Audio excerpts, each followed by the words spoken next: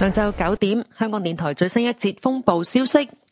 香港天文台發出最新熱帶氣旋警報，8號東南烈風或暴風信號現正生效，表示本港吹東南風，平均風速每小時63公里或以上。強烈熱帶風暴暹芭已增強為颱風。喺上晝9點，暹芭集結喺香港之西南約320公里，即係北緯2.5度、東經111.8度附近，預料向西北移動，時速約16公里，大致移向廣東西部沿岸一帶。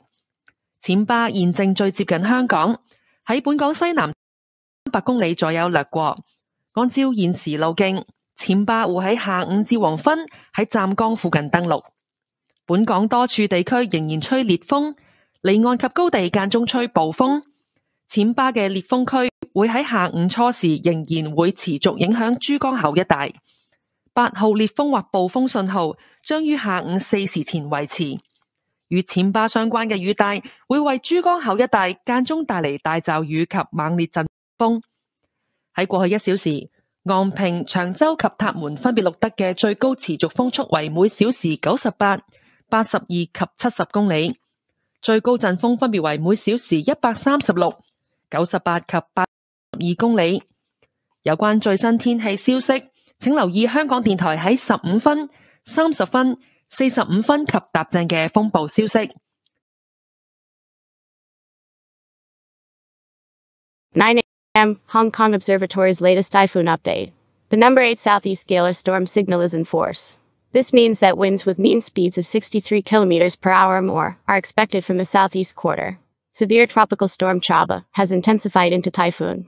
At 9 a.m., Chaba was centered about 320 kilometers southwest of Hong Kong, which is near 20.5 degrees north, 111.8 degrees east, and is forecast to move northwest at about 16 kilometers per hour in the general direction of the coast of western Guangdong.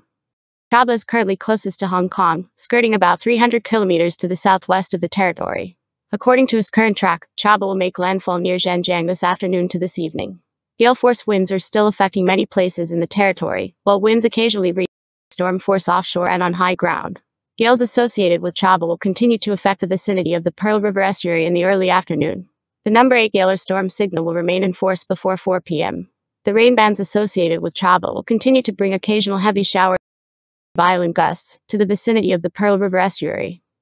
In the past hour, the maximum sustained winds recorded in Gongping, Zhengzhou and Tap Moon were 98, 82 and 70 kilometers per hour, with maximum gusts 136, 98 and 82 kilometers per hour respectively. Please listen to Radio Television Hong Kong on the radio for the latest weather information broadcast in every hours at 15, 30, 45 and o'clock.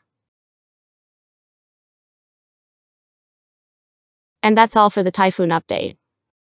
呢一節風暴消息報道完畢。